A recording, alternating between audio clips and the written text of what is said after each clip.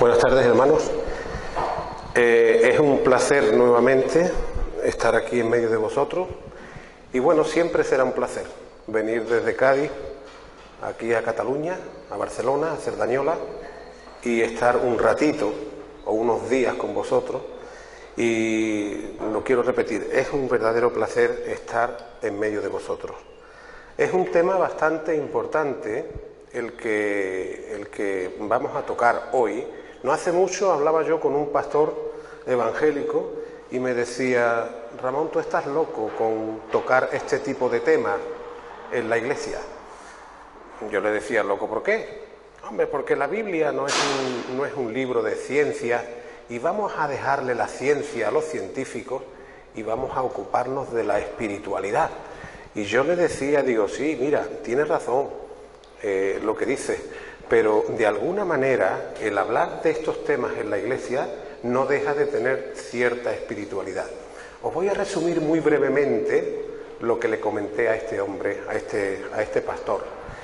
Le dije que nosotros los cristianos tenemos un periodo de paz y un periodo de guerra. Tenemos un periodo de paz antes de conocer al Señor, una paz que no es la verdadera, pero justamente en el momento de conocer al Señor y de tener una experiencia con el Señor, entramos en guerra y dejamos de estar en paz.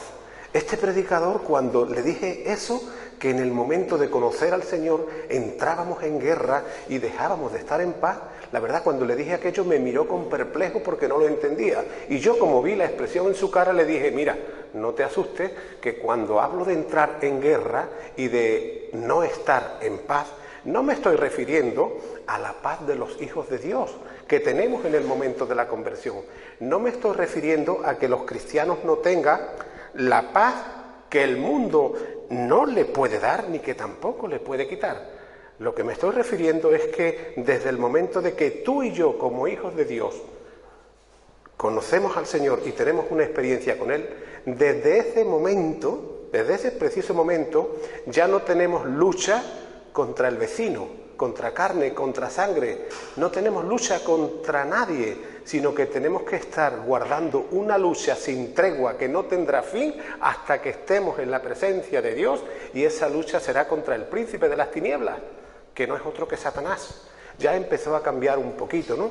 Entonces le dije que el cristiano había sido llamado por el Señor para tener 3 grandes frentes abiertos en su vida. Frentes de defensa del Evangelio, porque tenemos que defender, era la explicación que yo le daba a este hermano, tenemos que defender el Evangelio en primer lugar contra nosotros mismos. Tenemos que defender la fe que nos ha sido dada por el Señor contra nosotros mismos. El Señor, a través del apóstol Pablo, dijo: ten cuidado de ti mismo y de la doctrina que has aprendido, porque haciendo esto te salvarás a ti mismo y a los que te oyeren. Ese es un frente que nunca debemos cerrar. Y es una batalla que siempre debemos estar librando contra Satanás, porque así es. Otra segunda batalla y otro segundo frente que tenemos abierto, o que debemos tener abierto, es que tenemos que saber presentar defensa con mansedumbre ante todo aquel que nos demande razón sobre qué o cuál esperanza hay en los hijos de Dios. Y un tercer frente, que es el que la palabra de Dios describe. Hay un texto en el Antiguo Testamento que dice: no hay Dios, dice el necio en su corazón. Bueno, pues ese mismo necio que dice en su corazón que no hay Dios, tiene la misma dignidad para recibir el Evangelio que tengo yo, que tienes tú.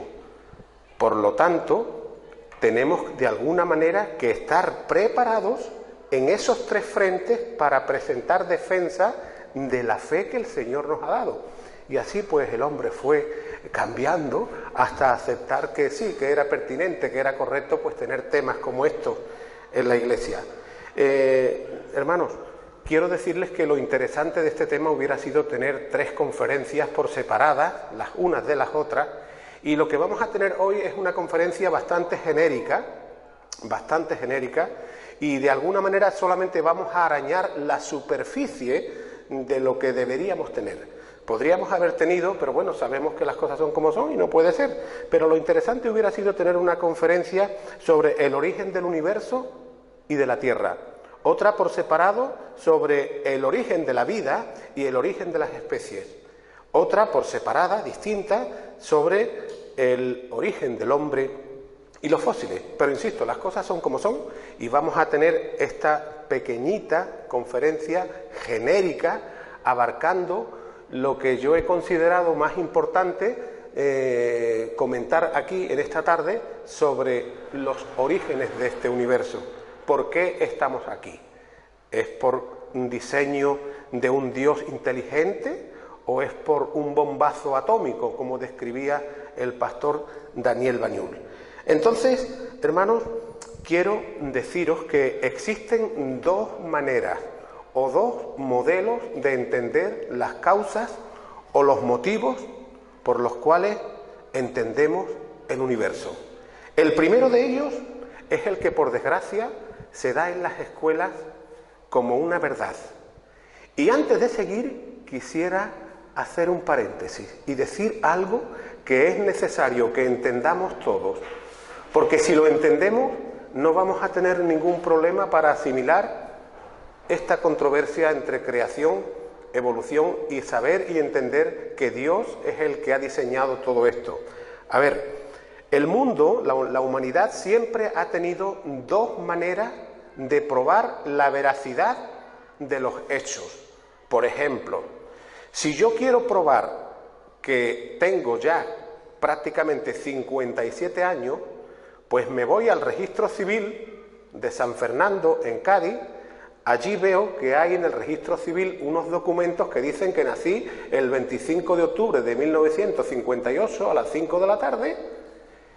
También están mis padres, ya murieron, de testigos, todos mis familiares. Y con esto quiero decir que existe una manera de probar la veracidad o la autenticidad de los hechos, de los acontecimientos. Y siempre la humanidad ha tenido este sistema y es el método histórico. Es decir, que a través de unos documentos escritos y una serie de testigos, nosotros podemos probar la autenticidad o la veracidad de que yo tengo 57 años, de que Cristóbal Colón descubrió América, de que George Washington fue presidente de los Estados Unidos, de que Jordi Pujol fue presidente de la Generalitat. Pero también, a partir del siglo XVI, empezó otro método de entender cómo comprobar la veracidad de los acontecimientos, y fue el método científico. ¿Qué es el método científico? A ver, para probar algo científicamente, uno tiene que repetir exactamente el mismo experimento, por decirlo de alguna manera, que quiere probar. Por ejemplo, si yo quiero probar científicamente que el aceite no se mezcla con el agua, ustedes sabéis que el aceite se va arriba, el agua se va abajo. Si yo lo quiero probar científicamente, ¿qué tengo que hacer? Pues coger un tarrito de potitos de estos de los niños, echarle un poquito de agua, echarle un poquito de aceite, batirlo hasta que me canse, dejarlo ahí y al ratito vemos que el agua se ha ido abajo, el aceite se ha ido arriba y no se ha mezclado. Quiere decir eso que he tenido que repetir el mismo experimento que yo quería probar. Pero yo no puedo probar científicamente que tengo 57 años porque yo no puedo levantar a mi madre de la tumba, entrar, como dijo Nicodemo, en el vientre de mi madre, trasladarme 57 años atrás y volver a nacer. Por eso se utiliza, para probar la veracidad de los hechos y de los acontecimientos, el método histórico. Vosotros mañana no vais a poder probar científicamente que hoy estuvisteis aquí, porque mañana no se puede repetir este mismo acontecimiento que estamos celebrando hoy. Pero si hay pruebas escritas, hay personas que nos vieron y que lo atestiguan, la misma veracidad mediante el método histórico va a tener que, si nosotros hubiéramos podido, que no puede ser, repetir este mismo acontecimiento mañana, pero trasladándolo 24 horas anterior. ¿Me habéis entendido? Existen dos maneras de probar la veracidad de los hechos. El método histórico, que es el que siempre ha tenido la humanidad, y el método científico, que empezaron a impulsar Galileo Galilei, Gregorio Mendel, Copérnico, y que ya el ateísmo, hace unos 50, 60, 70 años, incluso un poquito antes, dijo que lo que no se probaba científicamente no servía para nada. Es decir, que si no se metía la mano en la llaga y en el costado, no se creería que Jesús, como Tomás, ¿no? Pero yo quiero decirles algo, que cuando hay algo que no se puede probar ni científicamente, porque no se puede repetir lo que nosotros queremos probar, ni históricamente, otra vez, cuando hay algo que no se puede probar ni científicamente ni históricamente, sencillamente eso nunca sucedió. Nunca sucedió. Eso es mitología, cuentos, y eso no puede ser probado porque, insisto, solamente se puede probar o científicamente o históricamente.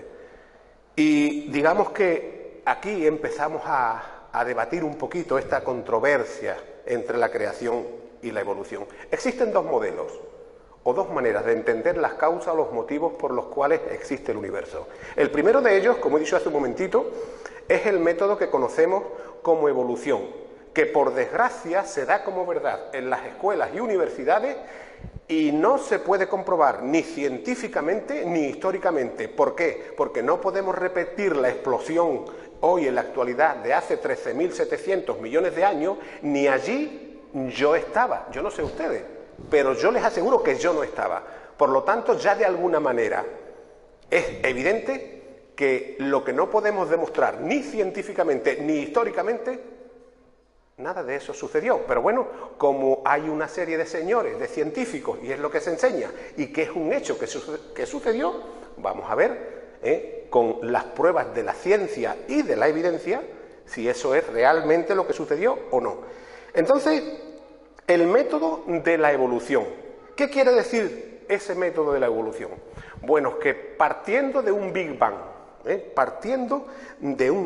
Bang, que sucedió hace unos 13 o 14.000 millones de años, todo el universo, el sistema solar, la Tierra, la biología, la vida, hasta llegar al ser humano, todo ha salido, todo ha surgido por casualidad, todo ha salido por azar.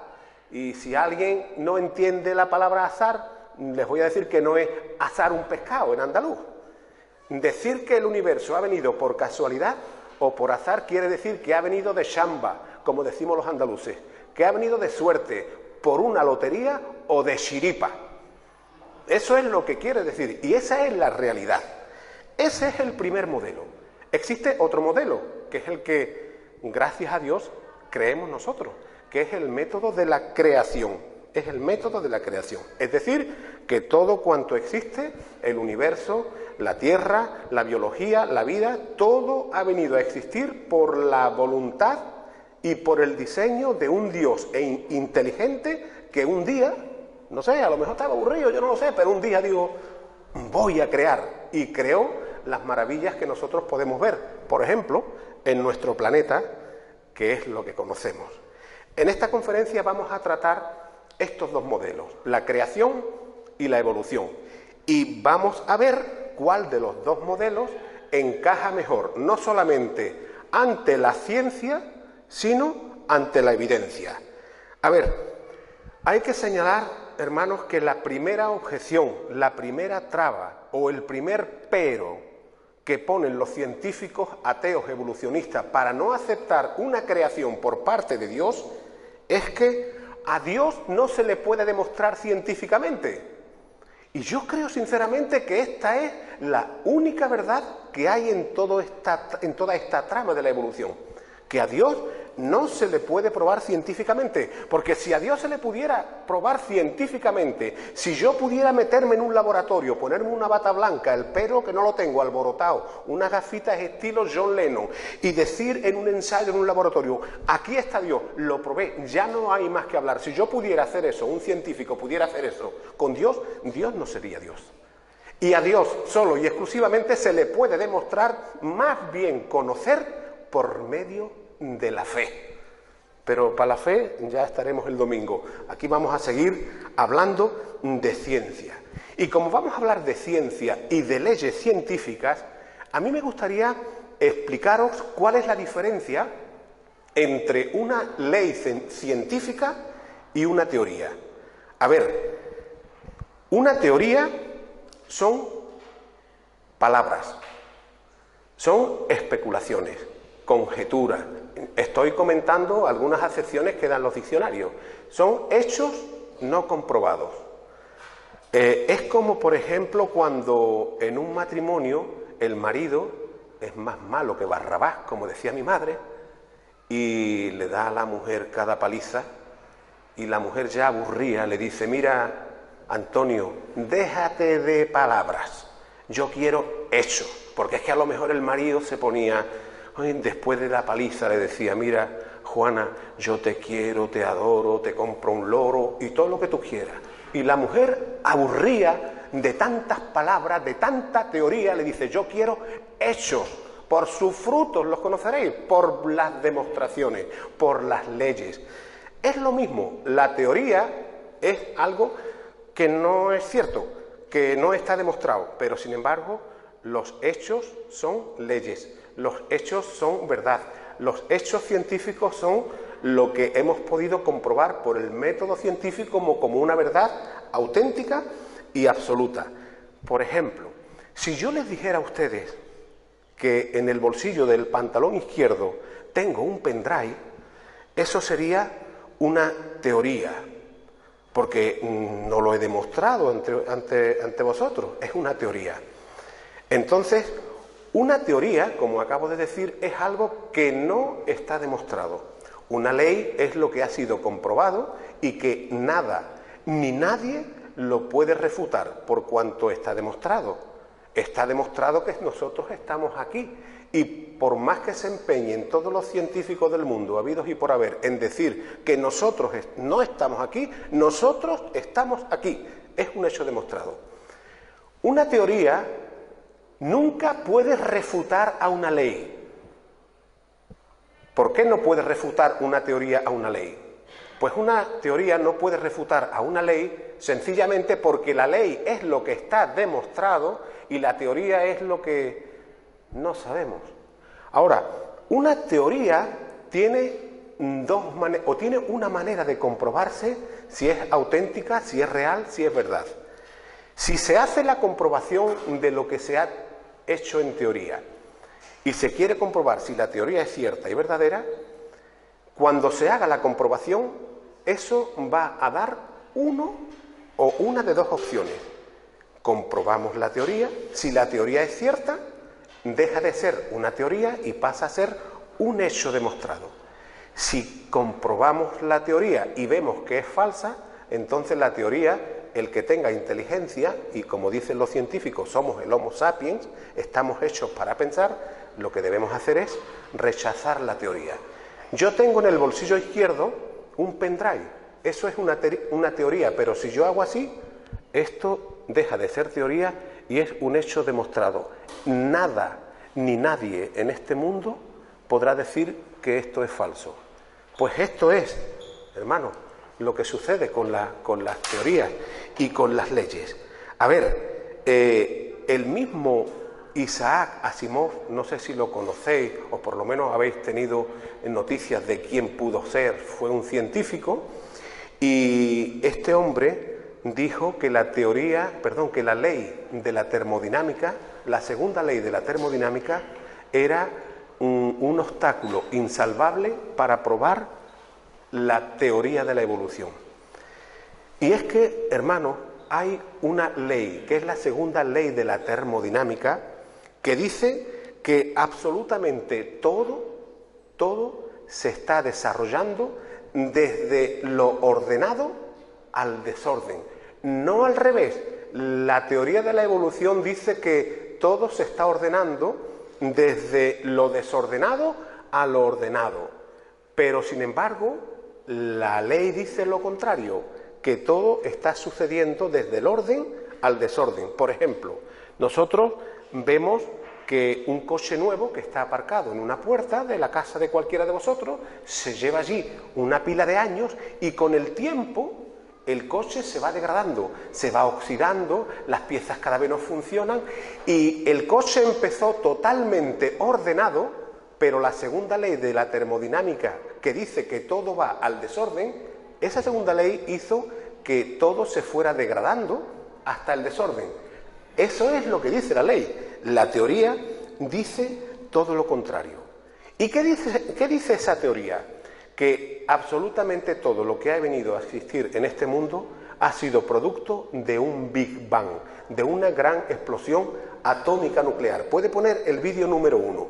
Fijaros en este vídeo que vamos a poner, porque no os vayáis a asustar, porque ahí sale un ruido, pero bueno, tampoco es grande, ¿no? En este vídeo, eso que está por ahí andando, flotando, dicen los científicos que fue un átomo. Bueno, vamos a verlo.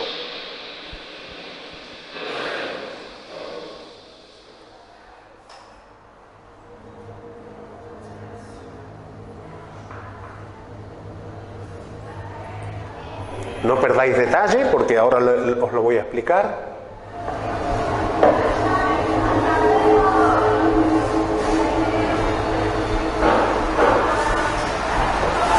Hemos visto ahí cómo ha salido una bolita andando.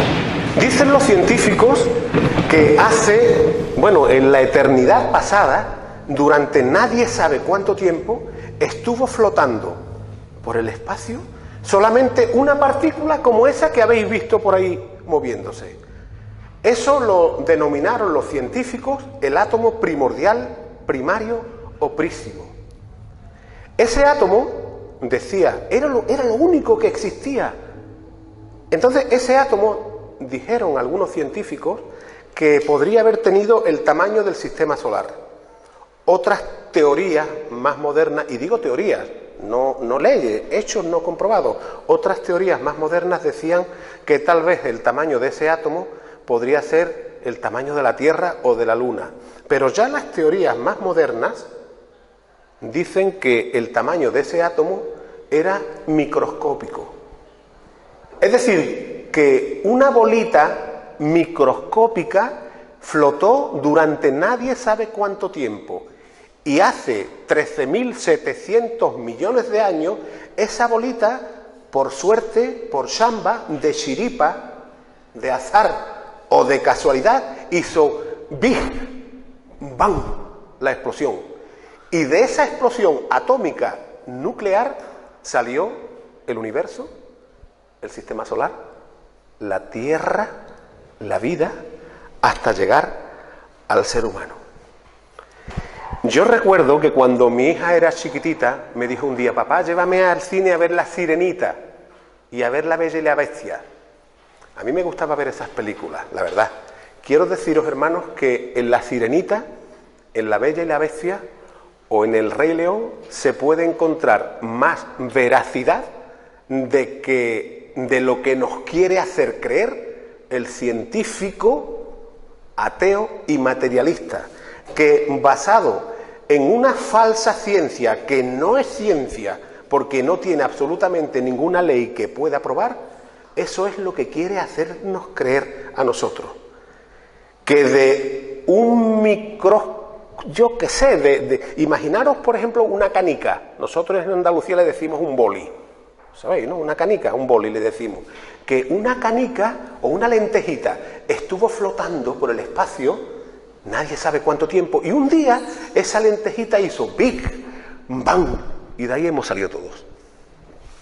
Yo sinceramente les digo que El Rey León y La Bella y la Bestia tiene más veracidad de lo que nos quiere hacer creer el científico evolucionista ateo que no basado en la ciencia, sino en su propia especulación y teoría, nos quiere hacer comulgar no con la rueda del molino, sino que quiere que nos comamos el molino entero. Ahora, ¿por qué dicen los científicos que el universo vino a existir por un Big Bang, por una explosión?